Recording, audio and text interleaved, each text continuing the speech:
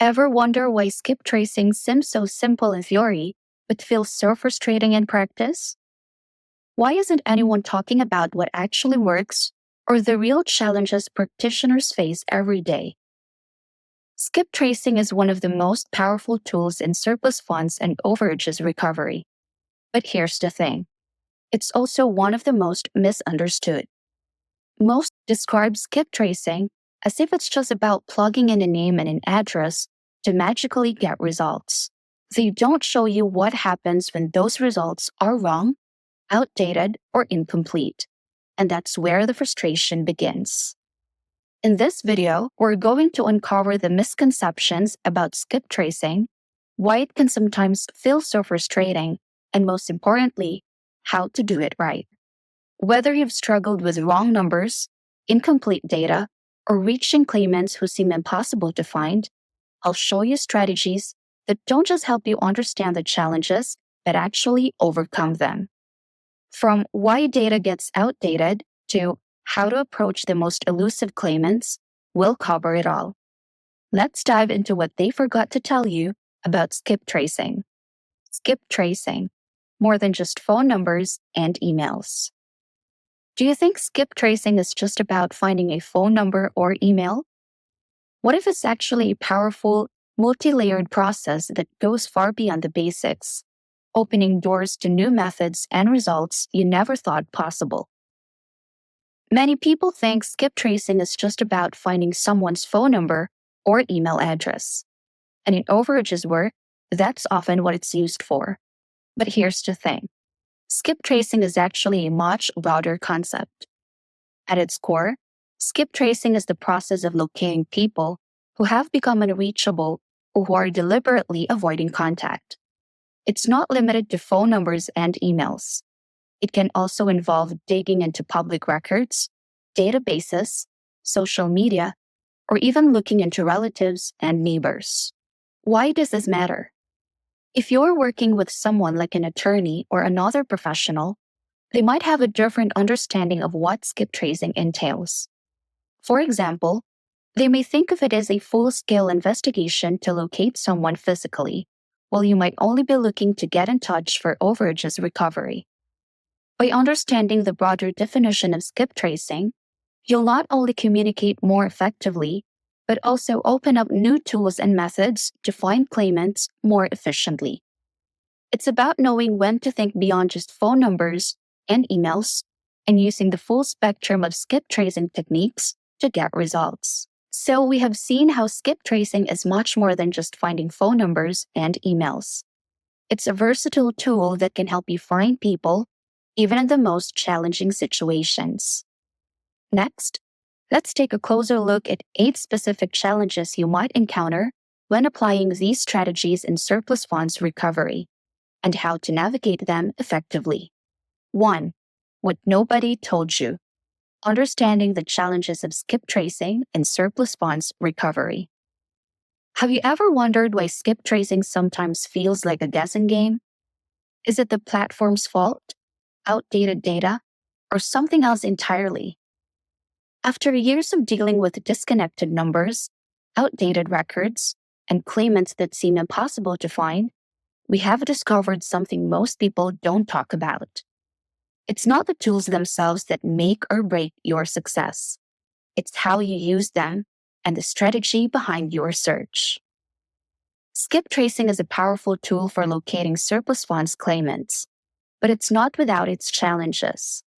Here's a breakdown of why finding the right contact information can be tricky and how you overcome these obstacles. The biggest challenge: dealing with wrong numbers. One of the most common hurdles in skip tracing is the number of incorrect phone numbers that come up.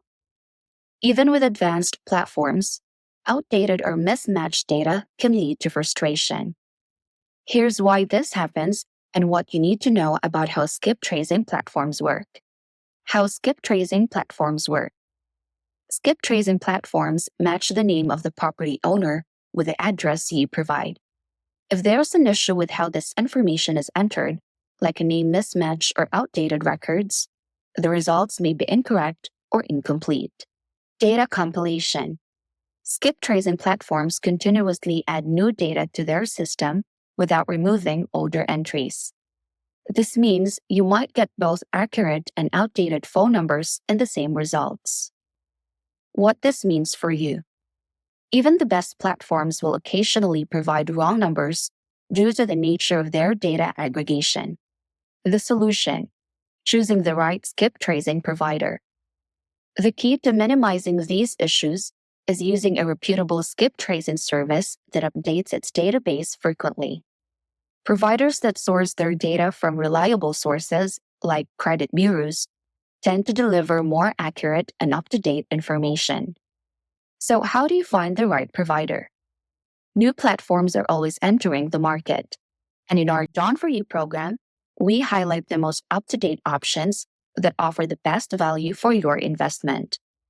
In our program, we'll show you how to evaluate skip tracing platforms, spot the ones worth investing in, and avoid the common pitfalls that waste time and money. Why you might get wrong numbers and how to handle it.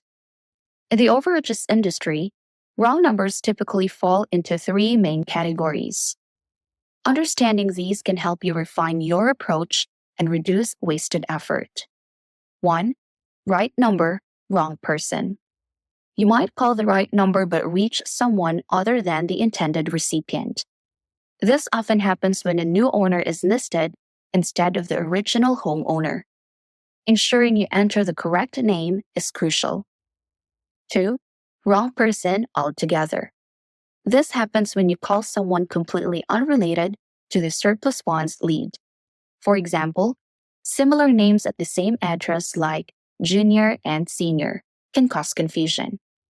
Adding suffixes to your search criteria can help avoid this issue. 3. Disconnected or out-of-service numbers. These numbers usually reflect limitations of the skip tracing platform itself. Choosing a provider with frequent updates can significantly reduce the occurrence of disconnected numbers. Bonus insight: name order matters. Here's a common mistake. The order of names can be reversed in county surplus funds records. For example, the first name might be listed as the last name, and vice versa. Always double-check how names are entered to ensure the best results. Let's do a quick review of the challenges in skip tracing and how to overcome them to stay effective in overages recovery. 1. Dealing with wrong numbers. Incorrect or outdated contact information is one of the most common issues, often caused by mismatched data or outdated records on skip tracing platforms. 2.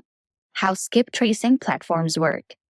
These platforms rely on matching owner names with property addresses, but their data aggregation methods mean you'll often encounter both accurate and outdated numbers in your results. 3. Choosing the right provider. Opt for platforms that frequently update their databases and source data from reliable channels like credit bureaus. 4. Types of wrong numbers. Right number, wrong person happens when a new owner's name is used instead of the original homeowner. Double-check names to avoid this. Wrong person altogether. Similar names or incorrect search criteria can lead you to unrelated individuals. Adding suffixes like junior or senior helps reduce errors. Disconnected or out-of-service numbers. Common with outdated platforms. Choosing providers with updated databases can minimize these occurrences. 5. Bonus insight. Always double-check the name order and records, as it's easy to mix up first and last names. Now that we've tackled these skip tracing challenges, let's move on to why claimants are hard to reach. Why is it so hard to reach some claimants? Is it because they've moved, changed their numbers, or is there something deeper going on here? What do you do when claimants have moved, changed their names, or don't even realize they're entitled to funds?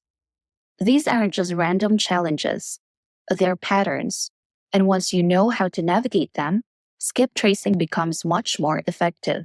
When working to locate claimants, several factors can make it challenging to get in touch with them. Here are 6 of the most common ones. 1. They've moved. Many people don't update their mailing address immediately after moving, so mail sent to their previous address may not reach them. This is especially common in foreclosure situations where original homeowners face eviction and are forced to relocate. 2. Changed phone number. It's not uncommon for claimants to change their phone numbers over time, making it harder to reach them.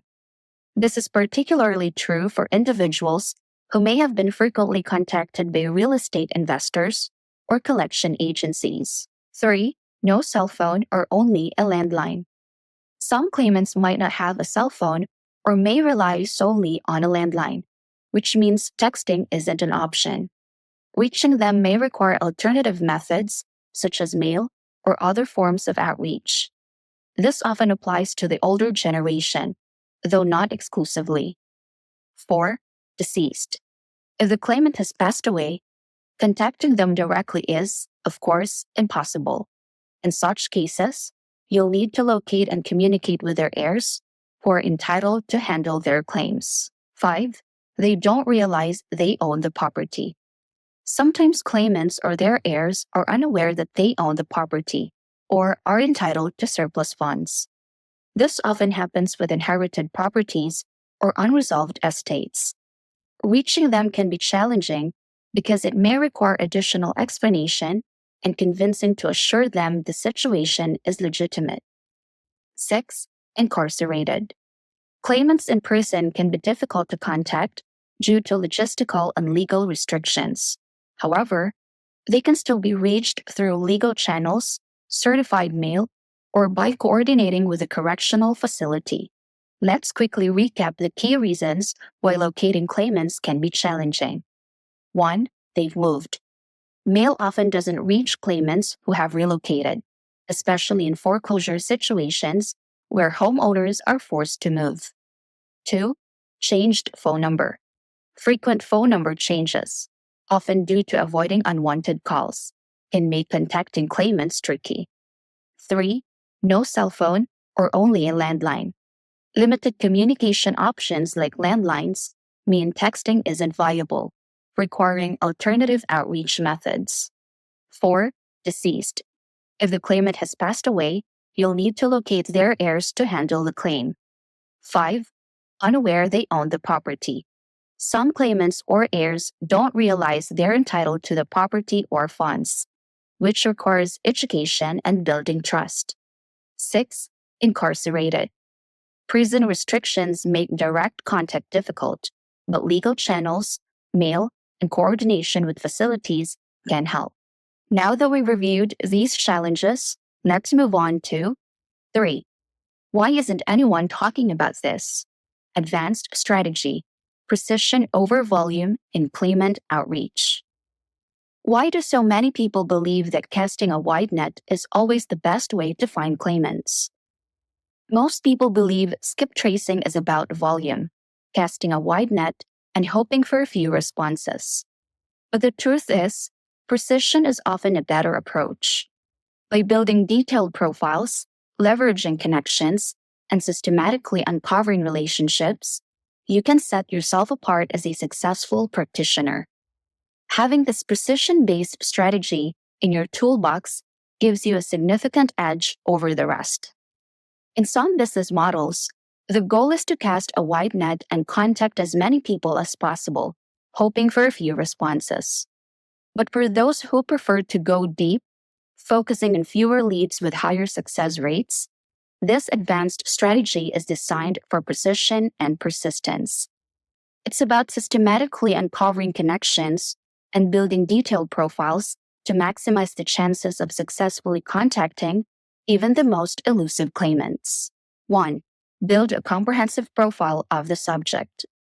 In-depth outreach begins with understanding the person you are trying to contact on multiple levels.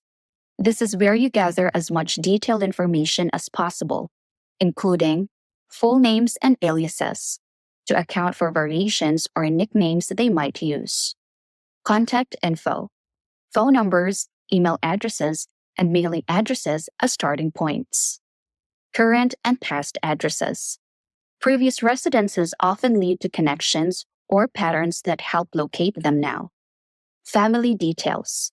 Parents, children, or other close relatives may provide alternative ways to reach them. Social media activity. Platforms like Facebook and LinkedIn often reveal current locations, recent activities, or connections. Date of birth or death. Obituaries can be valuable for finding heirs in cases where the claimant has passed away. This step ensures that every possible lead is explored before moving on to the broader network. 2. Work outward through key connections. Once the subject's profile is complete, this strategy focuses on systematically expanding the search by leveraging their network. The idea is to go beyond the obvious to uncover less direct but highly valuable connections. 1. Start with a property.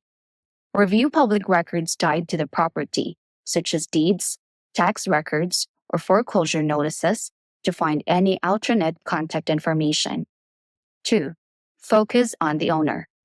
Direct outreach to the claimant based on their profile comes next, using all gathered details to make contact through multiple channels. 3. Leverage family connections. Relatives, such as parents, siblings, or children, can often provide updated information or help establish communication. 4. Explore friendships. Social media and other resources can reveal friends or close associates who might know how to reach the claimant. 5. Utilize neighbors. Neighbors, particularly near the foreclosed property, may have insights into the claimant's current whereabouts. 6. Investigate professional ties. Employers or colleagues can sometimes provide forwarding information or hints about the claimant's location. 3. Why this approach is ideal for deep strategies. This method aligns perfectly with business models that prioritize going deep rather than wide. Instead of spreading efforts thin across a broad audience, this strategy focuses resources on thoroughly researching and successfully contacting high-value claimants. Here's why it works. 1. Targeted and efficient. By prioritizing depth, you increase the likelihood of successful outreach without wasting time on low-probability leads. 2. Highly personalized. The detailed profile allows for tailored communication, which improves trust and response rates. 3. Better ROI. Rather than relying on sheer volume, this method maximizes the potential of each lead, leading to more meaningful and profitable results. 4. Breaks through barriers. For difficult-to-reach claimants, this layered approach identifies alternative routes that others might overlook. Common misconception. It's not always about contacting as many claimants as possible. In high-ticket cases, quality often outweighs quantity. By focusing on a deeper, more targeted approach, you can significantly increase your chances of successfully reaching the prospect. This advanced strategy isn't for everyone.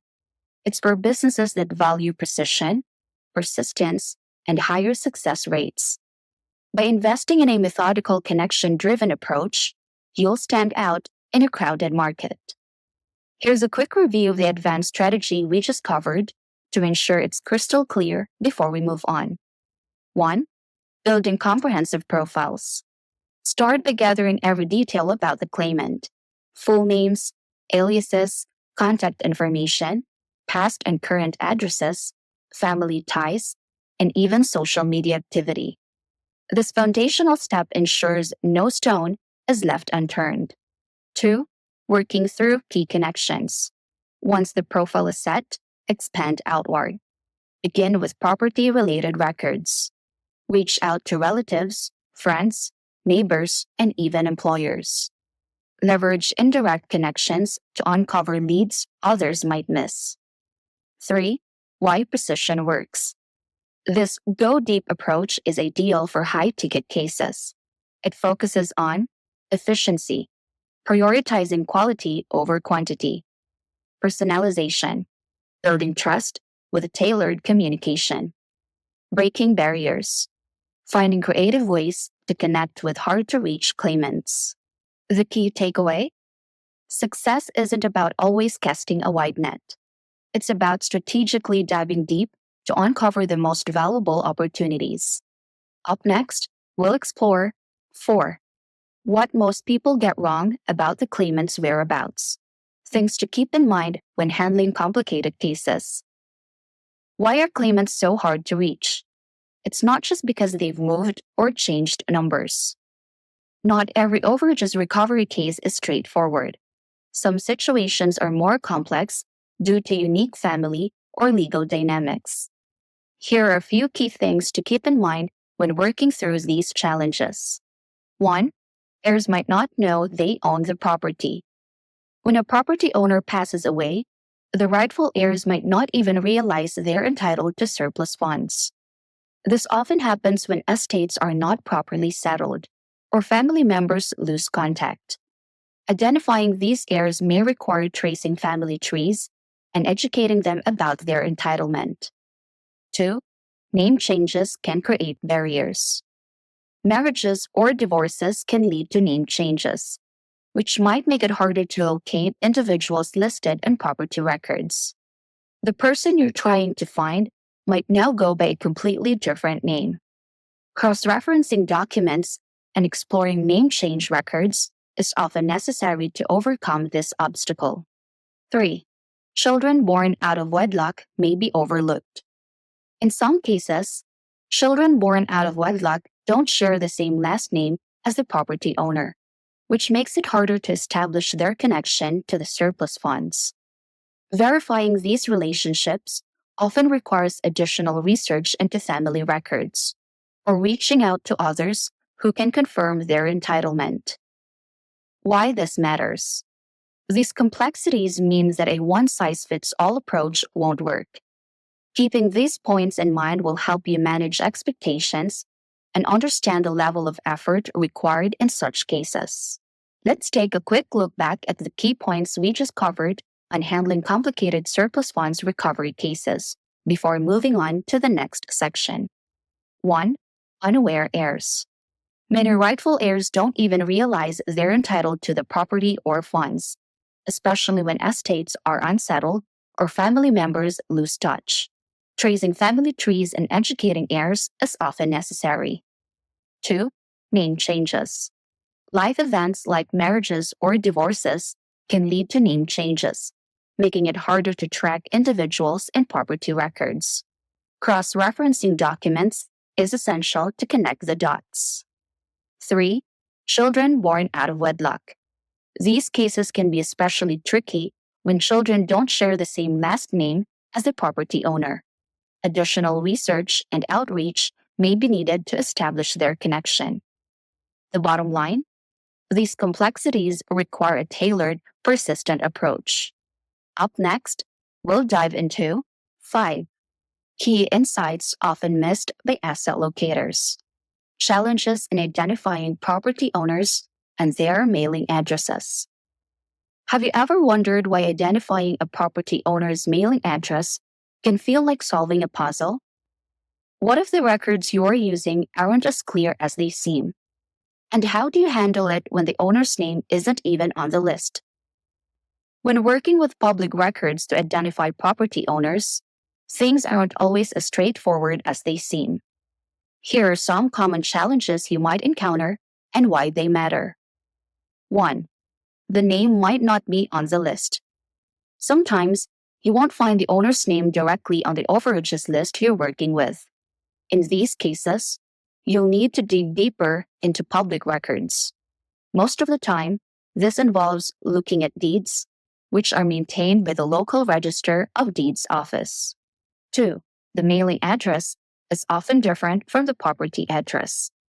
One of the biggest challenges is that the address listed in public records might not be the property's actual location. Here are some reasons why this happens. The owner doesn't live on the property. This is very common. Homeowners might rent out the property, use it as a vacation home, or keep it as an investment property. In these cases, their mail goes to a different address. Privacy concerns. Some owners use a P.O. box or mailing service to keep their personal address private, often for security reasons. Outdated information. Public records don't always reflect recent changes. If the owner moved or updated their address recently, it might not yet be recorded. Property managed by a third party. If a property management company handles the property, their address might appear in the records instead of the owner's. Owned by a trust or for estate planning. If the property is part of a trust or estate plan, the mailing address might belong to the trustee or executor rather than the owner. 3. Public records may not clearly indicate mailing and property addresses. It's not always easy to tell which address is which in public records. However, there are clues you can look for, such as owner occupancy. Some records indicate whether the property is owner occupied. Multiple addresses. If two addresses are listed, one is often the mailing address. Additional notes. Sometimes, notes in the records provide helpful context about different addresses. 4. Resources to help locate mailing addresses. If the records are unclear, these resources can help you verify or find the correct mailing address. County Assessor's Office. This office maintains property ownership and tax information, which often includes mailing addresses. Property tax records. Tax records frequently list where the owner receives their tax bills, which is usually their current mailing address. Let's do a quick review of the key challenges in identifying property owners and their mailing addresses before we dive into the next section. 1. Missing names on the list. If you don't see the owner's name in public records, dig deeper into deeds or the local register of deeds office for more detailed information. 2. Mailing address mismatches. The mailing address might not match the property's physical address due to reasons like owner doesn't live on the property. It could be rented out or used as an investment. Privacy concerns. Some owners use P.O. boxes or mailing services for confidentiality. Outdated information. Recent moves might not be reflected yet. Third-party management. Property management companies might list their address instead of the owner's. Trust or estate planning. A trustee or executor's address might be listed for properties in a trust. 3. Ambiguities in public records. Sometimes, it's unclear whether an address is the mailing or physical location, but clues like owner occupancy indicators, multiple addresses, or notes can help clarify. 4. Resources to assist. Use county assessor's offices and property tax records to verify mailing addresses and ensure accuracy. These strategies will help you navigate the complexities of identifying the right property owners and their contact information. Up next, we'll explore 6. This is why you're not succeeding with obituaries. How to use obituaries to solve complex cases in overages recovery. Here's how to make obituaries your secret weapon. They provide key details that can help you identify the rightful heirs to unclaimed funds and build a family tree. Here's why they're so valuable and how they can help in your work. Why obituaries are important. 1. Identifying heirs. Many surplus funds cases involve deceased claimants. Obituaries often list surviving family members, spouses, children, siblings, and even extended relatives like cousins or aunts, helping you determine who the rightful heirs are. 2. Finding vital details. Obituaries include important information such as dates and places of birth and death. These details help confirm identities and link individuals to the funds they're entitled to. 3. Understanding family relationships. Descriptions like beloved father or devoted sister clarify how individuals are connected, making it easier to trace lineage and verify rightful heirs. 4. Discovering additional clues. Sometimes obituaries include unexpected information, like nicknames, places of employment, or even hobbies, which can help identify and connect with family members. 5. Building context.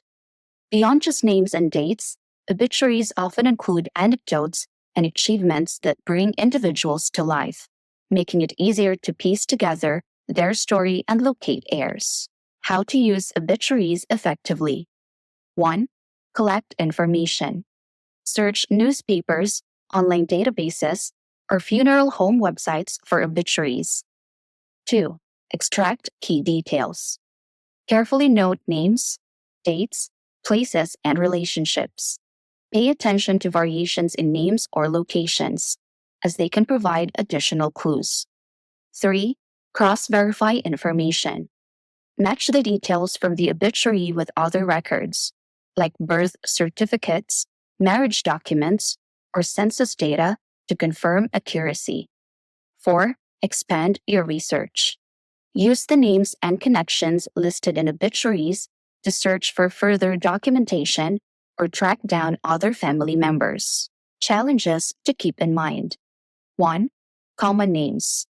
If the deceased has a common name, it can be difficult to pinpoint the right individual. Cross-referencing with other data is essential to avoid errors. 2. Missing information. Not all obituaries are detailed. Some may lack key information like dates or names of family members, requiring additional research. 3. Time and effort. Thoroughly searching for and verifying obituary details can be time-consuming, but it's a critical step for complex cases. Let's quickly review the highlights so far before we dive into the next steps. Obituaries are more than just records. They're a roadmap to locating rightful heirs in overages recovery. They help you identify family connections, confirm vital details, and uncover unexpected clues like nicknames or past employment. Now that we've covered the power of obituaries, let's move on to 7. What they forgot to tell you. Navigating the challenges of obtaining signatures from incarcerated individuals. Have you ever wondered what happens when a claimant is incarcerated? How do you get their signature while navigating the strict rules and unique processes of correctional facilities? And is it even possible to streamline the seemingly impossible task? When a claimant is incarcerated, obtaining their signature can be more complex than usual. Each correctional facility has its own set of rules and processes, and working within these constraints requires careful planning and attention to detail. Here's an overview of the challenges and steps involved. 1. Understanding facility procedures. The first step is contacting the correctional facility to understand their specific rules. Each facility may have unique requirements for obtaining signatures from inmates, and their legal department can provide the necessary guidance. This ensures that you are complying with their policies from the start. 2. Using mail for document delivery. In many cases, documents can be sent directly to the inmate via certified mail. This allows you to track the delivery and confirm receipt. Be sure to include clear instructions on where to sign and a prepaid self-addressed envelope for the return of the signed documents. 3. Arranging notarization. Notarization can be tricky but is often required. Some correctional facilities have a notary on staff, while others allow mobile notaries to visit. Coordinating with a facility to arrange notarization ensures the documents are signed correctly and legally. 4. Leveraging power of attorney, or POA. If the incarcerated individual has previously granted someone power of attorney, that person can sign on their behalf. If no POA exists, one can be established with the inmate's consent. This process may require legal assistance to set up properly. 5. Seeking legal assistance. Attorneys can be invaluable in these situations. They often have experience working with correctional facilities and can streamline the process. If the claimant cannot afford private legal help, a public defender might be able to assist with signing the necessary documents. 6. Exploring video conferencing. In some jurisdictions, virtual notarization is an option. With the facility's approval, video conferencing tools can be used to witness the signature remotely, saving time and effort. It's worth checking if this is allowed in your area. 7. Arranging in-person visits. In-person visits are another option, though they require compliance with facilities' visitation policies. Legal visits may allow more flexibility than general visitation, making it easier to complete the signing process. 8. Utilizing electronic signatures. Some modern facilities have electronic systems that allow inmates to sign documents digitally. This can simplify the process significantly, so it's worth asking if this option is available. Let's quickly recap the key points before we move forward.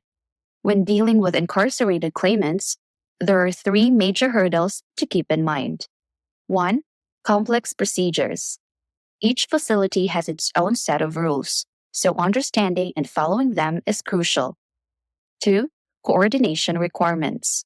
Planning for notarization, mail delivery, or legal assistance can take extra time and effort. 3. Legal compliance. Ensuring all signatures are valid is essential, especially when dealing with surplus funds recovery. The process may seem daunting, but it's entirely manageable with the right strategy. Now that we've covered these challenges, let's explore 8. Reasons you struggle with business property searches and understanding roles in ownership. Have you ever hit a roadblock trying to identify the right contact for a business-owned property?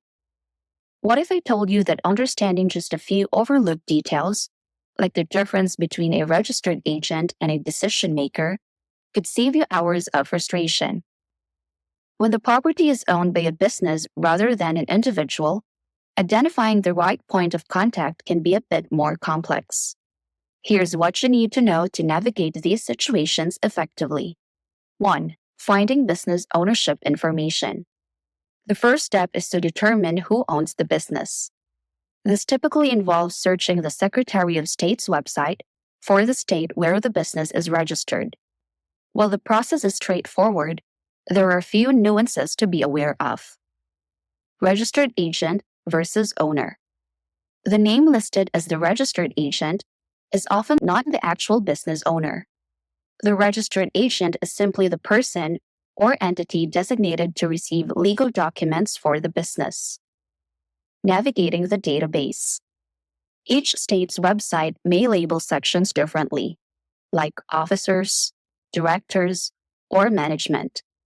Understanding these terms is crucial to identifying the owner or decision makers. 2. Challenges with registered agents. A common misconception is that the registered agent has decision-making authority over the property. However, this isn't always true. Here's what you need to keep in mind. Small businesses. In small businesses, the owner often serves as the registered agent for simplicity. Larger entities. In larger businesses, the registered agent is usually a professional service or a delegated employee with no direct ownership or authority over the business's operations. 3. Directors versus owners. Who makes decisions? Another layer of complexity arises when trying to determine who has the authority to make decisions for the business.